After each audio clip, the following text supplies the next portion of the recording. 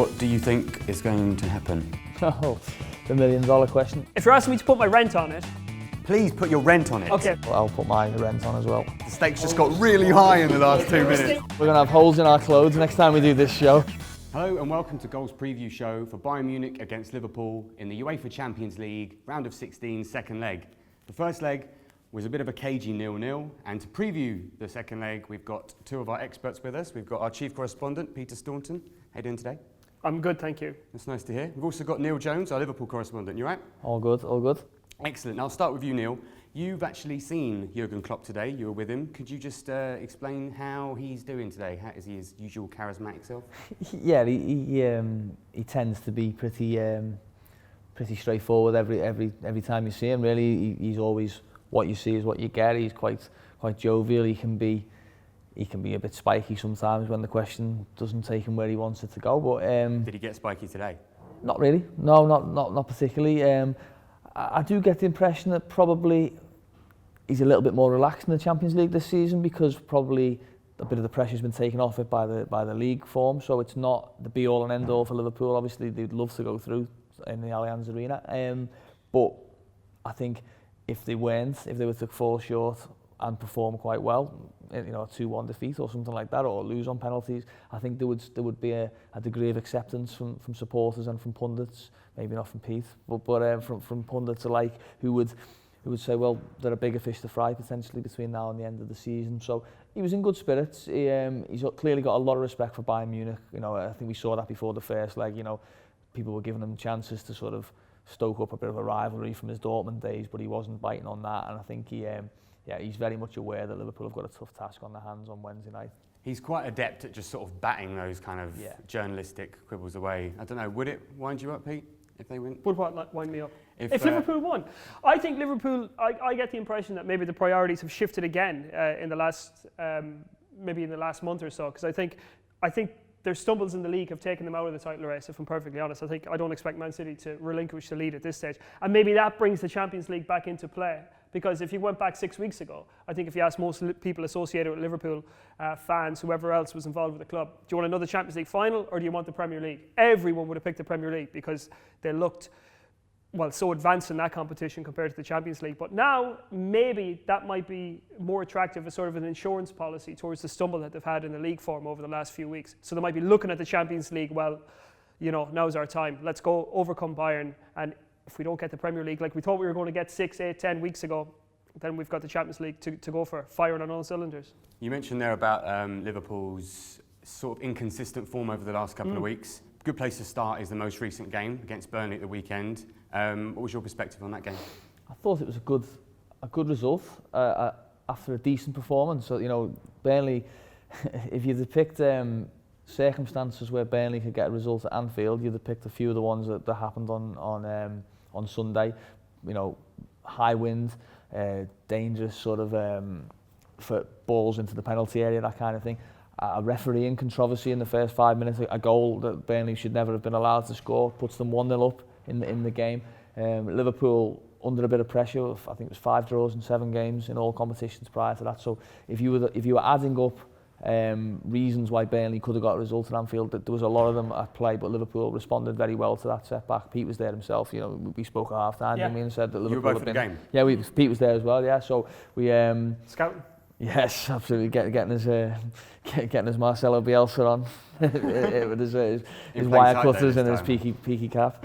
But I think Liverpool play well, but better than they have done in a lot of the recent games, and they looked a lot more assured and a lot more in control of what was going on, despite, like I say, the circumstances. We had 2 goals for Mane, 2 goals for Firmino, none for Salah. How do you, and this to both of you, how do you assess his performances so far this season, especially coming into this game? Well, to be judged against the standards that he set himself last year, you know, I mean, if he's going to maintain that form for 2-3 seasons, he's going to be up there with Messi, isn't he? So this season was, I don't know, I suppose a bit of a reckoning for Salah, that if he's not scoring every week, then people are going to be on his back. Same way that Liverpool as a whole are. You know, if they're not beating Man United away and beating Everton away, you get people on their back saying, "Ha, you're not going to win the league." And I think that's sort of, you know, that's the standards that they set themselves last season. And we all know that, you know, every player in the Premier League is a potentially a great player, but it's consistency that's what separates the good from the really good. Now, last few games, I know they're talking about somewhat of a goal drought for Mohamed Salah, but I don't see him playing any differently than what he usually does, and he's affecting games. If you look at the goals that they scored the other day, if the one that dribbles back to, I think it was Mane in the second half, if that doesn't dribble back to Mane, it's probably a penalty. Sorry, that was in the first half. And Firmino in the second half. Where he got poleaxed by the keepers. Yeah, I mean, both of those could have been penalties, and then Salah knocks him in, and he gets 2 goals in the game. So, and I know that Klopp, after the game, he was at pains, I suppose, to make people realise this, that look, if you discount the fact that he didn't score the goals, Klopp himself believed that he was man of the match in that game. Now, maybe some of that is to, give a bit of confidence to Mohamed Salah as one-to-one through the press, giving him a message. But, I don't think he was too far off the pace at all. And, it's just going to be one of those, the ball will go in for him, and it'll be in a big game, and it'll be a big goal, and people will forget that they ever criticised him for these 5-6 games. Some big games coming as well. Yeah, absolutely. And he hasn't scored in the Champions League away from home this season yet, so Wednesday night could be one of those. He hasn't scored in many big games this season. I think he's only scored 1, and that was a penalty against Arsenal, against the top 6 sides. Missed some chances against Everton. But what you find with Salah is, as I say, he's a late arrival into world-class territory, and you think of the players who live in that territory with Ronaldo and Messi. They were always destined really for that level, and Salah's a bit of a surprise. So you will have seen him in Italy, where he was a winger, and he was quite a typical winger in the sense that he scored a few and he missed a few, and he still is a little bit like that. But last season, I mean, the numbers he was hitting is just absurd. Almost got to 50 goals in a season for Liverpool at this level is incredible. Broke Premier League records, Player of the Year, all these accolades that he's had. And then you come back the next season and everyone says, okay, well, let's see what you've got. Let's see if you can do it again. Let's see if we can stop you. It's always harder in that second season. Of course it is, and teams are set up almost entirely to stop Salah now. You see, it's no coincidence that Sadio Mane's flourishing this season. 16 goals, Premier League goals, which is as many as anyone's got, minus penalties in the league this season. Some of those big names, Aguero, Aubameyang, Kane, all these credits they've had, Sadio Mane is right up there with them. And I did suspect that might be the case this season, that while people are so far over on Liverpool's right-hand side looking after one problem, there's another one there. And as long as Liverpool are still scoring goals, I don't think there's any great problem from Klopp in terms of Salah being out of form. The front three have got 50 between them, and if you listen to what the narrative is, and if your eye test tells you a little bit the same, they haven't been as good as last season. Well, they've still got a good chance of getting very close to the tally of last season. It was 91 last season. They've got 50 this season, so they're not going to be a million miles away from that tally, providing they can stay in the Champions League and win a few games in the league. Staying in the Champions League, it's going to be quite key having Virgil van Dijk back. How much of a boost is that for Liverpool? Well, a lot of people think that he's the best central defender in the world right now, and I think on form, he's definitely the best centre-back in the Premier League. Elsewhere in the world, maybe I'm not so sure. I think he has to win a few trophies for him to become that. But no doubt it's a boost. And the very fact that they got through without conceding a away goal in the first leg, when they were playing in there with Fabinho and Joel Matip. I mean, that's nothing short of, well, I'm not going to call it miraculous, but certainly quite an achievement for those two. And I just think Van Dijk is just one of those players. I mean, you look at him in the flesh, and it's just his dimensions and his demeanour and everything about the guy just screams calmness. And it's something, the fact that these guys are lining up behind him, going into war, I think that will have a huge effect on them. The very fact that he's just there and he can take care of so many problems. If it's across the grass, to win a tackle, he can do that. If it's in the air, he can do that. Last-ditch tackles, he can do that. Passes into midfield, little dribbles, he could do everything. And I just think it fills people with such a sense of assuredness when he's in the team. Almost to the, I think he's become almost like a Messi type figure for Liverpool, is that they're a much better team when he's in it. It's interesting you say that, because I remember when Brendan Rodgers was manager of Liverpool, and he went to Tottenham, I think it was in his second season where Liverpool nearly won the league, and Luis Suarez was his captain. Steven Gerrard wasn't fit, and whoever, vice captain Daniel Agger, I think, at the time. And it was after Suarez had that issue where he wanted to leave, and he asked to go to Arsenal, I think, and he wanted to go to Barcelona. And he was asked, Rodgers said, what made you give Suarez the armband? And he said, because the game starts in the tunnel. And he said, and when the opposition are lining up and you see Luis Suarez is leading this team out, they know what they're in for today. And I think with Virgil van Dijk, he isn't the captain. A lot of people would like to see him Liverpool captain. It's without being disrespectful to Jordan Henderson, James Milner. A lot of people see Virgil van Dijk as Liverpool's future Things captain. Have changed this season. Absolutely. But you know that. I mean, there was an interview with Ashley Barnes in one of the newspapers on Sunday morning. Ashley Barnes is this, rugged, tough striker. Yeah, He's not fearsome. No fear of reputation, is he? And the respect he had for Virgil van Dijk in the interview was telling. And you've heard Troy Deeney, another one of these up and at them, I don't care who I'm playing against. And he was talking about Van Dijk and I can't get any change out of him. And that he just has that aura about him that strikers don't want to play against him. Lewandowski, so quiet in the first game. One shot, I think. I think he had one shot, yeah. I mean, he barely got near the he was Liverpool box. no threat whatsoever. Bayern played a little bit negative, if you like, or didn't play full throttle, and that would have helped. But Lewandowski would have fancied his chances against Joel Matip and Fabinho, and if he got no joy out of them, well, he'll be thinking, I'm going to have to play a lot better to get something out of Virgil van Dijk. Is Virgil van Dijk the best central defender in the world at the moment? He's very much in the arguments. I agree with Pete in the sense that maybe not trophies wise, but I think he's got to be at this level for longer. He's come from Southampton, Celtic, Groningen before that, so this is still new to him. He's only been at Liverpool just over 12 months, so he's not yet not reliable, but sort of we don't associate him with these big Champions League games just yet. You think of someone like Ramos, Piqué, Diego Godin for years, Chiellini, all these players, they've been around all the big tournaments, all the big finals, all the big, they've won league titles, they've done all that for years and years and years. And I think if Van Dijk keeps up this level for, even another 12 months, then you can certainly start talking about him as the best. I agree with Pete again, he is by far the best centre-back in the Premier League. And I also think he's by far the most influential player of all. Maybe you could put someone like Hazard in there who's sort of a mile above his teammates, but Van Dijk's influence on Liverpool is vast, and he's as big a reason as anyone, including Salah, including Alisson, including Mane, Firmino, as why Liverpool have gone from a top 4 contender to a title contender. I agree with Neil. In the big games that you play, you need to be in the last knock-ins of major tournaments for your national team, and you need to be right there in Champions League semi-finals and finals in order to be considered the best. And you have to do it sort of for a couple of seasons. But for me, on form and on stature, he's the best defender in the Premier League. And it doesn't matter if he's not wearing the armband. He is Liverpool's captain on the field. You can see that. The way that he talks his midfielders and the rest of his back four through the game. He's a traditional leader in a way that you don't see an awful lot of centre-backs behaving these days. I think that there's always this call to hark back to a time when there was leaders on the pitch and there was people who would gather you into line.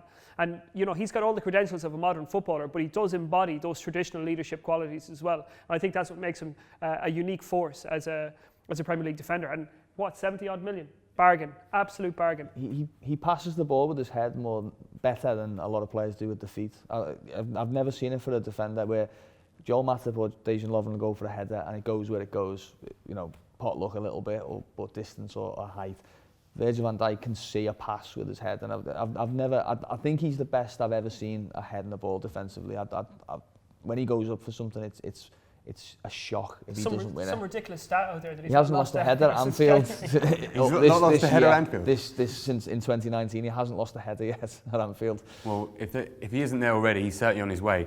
You've heard what our experts think about Virgil van Dijk. He's heading towards being the best player in the world. Let us know what you think. Do you think he is, or does he still have some way to go? It's time, I think, we started talking about Bayern Munich, because obviously there's another team in this fixture, and they are also neck and neck with Dortmund at the top of the Bundesliga. They absolutely smashed Wolfsburg at the weekend, 6-0. How did you see that performance? How did I see the performance? It was excellent. It was as close to perfect as Bayern have been this season. I think that's ominous for Liverpool, because if you go back, maybe November, December time, there was a time where you would have thought that Real Madrid and Bayern this season were kind of along the same path, where they're just out of control. The team is a bit old. A manager is out of his depth, and the players that you want to play well aren't playing well. Now, look at Real Madrid. I know they've appointed Zinedine Zidane to try and rescue something from the season and maybe plan for the future. But Bayern have corrected themselves. They've corrected themselves in a profound and shocking way. their form since they lost those games back in the winter. Well, obviously they lost one to Leverkusen in January, which of course prompted another bout of crisis. But since those games against Frankfurt and against Dortmund, they've been almost perfect, ominously perfect. And because they had such a bad start to the season and needed that correction, I think people have underrated Bayern. People didn't expect them to be this kind of force in 2019, but they have absolutely hit the ground running. You look at the players that are scoring the goals as well and contributing to the team. They're big players playing well right at the right time of the season. Now, looking at the weekend's games again, Bayern played Saturday, Liverpool played Sunday, so they've had an extra game, extra day to prepare. Do you think that's going to be a factor? Yeah, I think that's one of Klopp's bugbears, is that I think other domestic leagues do. There's an understanding, isn't there? I think Juventus played Friday as well, didn't they? And Schalke played Friday as well, because they've got games in the Champions League. And I think if Klopp does feel, and he's not the only one, I think Guardiola said similar as well, that other leagues do a little bit more for their Champions League teams to just facilitate, a bit of extra rest.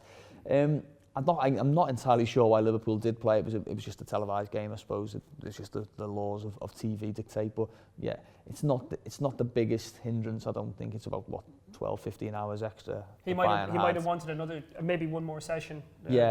Possibly. Yeah. But Liverpool are going to train at Anfield on Tuesday. They're not going over to Munich to train in the Allianz. They're going to train at Anfield and then fly over. So I don't think the preparations will be too poor for that. And he left out, you think probably Jordan Henderson will probably come into the side. He didn't start. He only played 25 minutes on Sunday. I think he'll fancy that his players are going to be able to cope with it. Now, one of the biggest talking points coming out of Bayern Munich this week as well is the fact that Joachim Low has axed. Yeah. He's axed. Wielded the axe. Yeah, he's axed Boateng, Hummels, and Müller. We've been seeing a lot in the media about how angry this has made these particular players and Bayern in general. Yeah. Is that hype, or is that you genuinely going to see an impact of that? You've seen that impact. That's what the 6-0 against Wolfsburg was about. All three played, and Müller scored, and they all played particularly well. And I think there's no doubt, if you're 29 or 30, and you've got a World Cup in your back pocket, there's no way you want to be told that you're over the hill, especially after what happened last year, because the inference that those three guys will have is that he's blaming me for what happened at the World Cup in 2018. He's blaming me for what happened in the Nations League, when there's probably an awful lot more of the German team and people within the DFB who could be looking at themselves, doing a bit of soul searching rather than picking out scapegoats on the playing side. So Muller's obviously not playing, he's suspended, but if somebody came to you and offered you Hummels and Boateng and said, do you want to take these guys into your team? I mean, you don't look a gift horse in them out. You would say absolutely you would have them in and around the squad. Boateng was on Liverpool's shortlist if they couldn't get Van Dijk. Boateng was one that they would have thought about signing. So that shows what Klopp thinks of him. And the thing is, look, Boateng has been, for me, probably one of the top 5 centre-backs of the last decade. And I think he gets a little bit underrated, Boateng, maybe because, as you say, when he came to Manchester City, he didn't show everything that he had. But he's one that does need to buck up his ideas, because he had an injury maybe sort of the end of the 2016-17 season. He's not been the same player since then. He's lost a little bit of pace. He can't sprint flat out. I mean, similar thing happened to Ronaldo and Michael Owen back in the day, where you just can't go the way you have to look after yourself a little bit better. Bayern probably would have got rid of him to PSG in the summer if a suitable bid came in as well. But I think this may be a wake-up call for him to say, okay, if I want to re-establish myself as a world-class centre-back, now is the time to do it and prove everybody wrong. And I personally think that, I know these are football players and they're paid to be motivated, but I do think it will give them an extra little bit of motivation just to show Joachim Löw that he's made the wrong decision. Wicked. What do you think is going to happen? Oh, the $1 million question. People ask me that all the time, and nothing would surprise me. Liverpool could win 3-0, and I wouldn't say, wow, I didn't see that coming. They could be beaten. They've been poor on the road in the Champions League this season. They've been out of the game twice, very early against Red Star Belgrade, Paris Saint-Germain 2-0 down in both games. They were really, really poor in Naples as well in the group stage. So they haven't yet got their flow in away games. You could say it's due to come, but I think. My expectation is I think Liverpool will be a bit cagier than we probably associate with them. I think they'll play for a clean sheet, and I think they'll think if we can be in the game after 70 minutes 0-0, we'll fancy our chances and maybe even look to win it off the bench with a bit of extra fitness and that kind of thing. So I don't expect all guns blazing, but then if Bayern get an early goal, then everything goes out the window anyway. The game plan changes. So I think if you were asking me what I think Klopp will send them out to do, I think he'll send them out saying, bottom line, 0 goals conceded, and we'll be going through. What do you think? I agree, Neil. I think out of all the ties in the Champions League last 16, this was the biggest 50-50 tie because of the vulnerabilities and I suppose the strengths of both teams. And that nothing that happened in the first leg has changed my mind about that. So I don't know. I don't know what's going to happen. Who knows? If Liverpool score first, they'll go through. If Bayern score first, I fancy them to score second. As Liverpool come looking to equalise, I think Bayern will go through. So until somebody scores a goal first in the game, I can't tell you what's going to happen. And as we saw in the Burnley game, somebody could curl the ball in straight from a corner. Exactly. And then, what happened there? And it's been snowing as well in Munich as well. Klopp, what Klopp's like with the weather. He doesn't, that kind of thing. There's loads of things that can happen. If you're asking me to put my rent on it, please put your rent on it. Okay, if you ask me to put my rent on it, I'll put my rent on Bayern going through 2-1. Okay, Liverpool on away goals, so I'll put my rent on as well. There's a lot of stakes. The stakes just got really high in the last we're still with you. We're going to have holes in our clothes next time we do this show. Excellent. Well, I could talk to you two all day long about this. Thank you very much for joining me. Cheers. And thank you for watching as well. You've heard what the experts think. What do you think is going to happen in this game? And don't forget to hit the subscribe, the bell icon in the corner, and enjoy the game. See you next time. Bye-bye.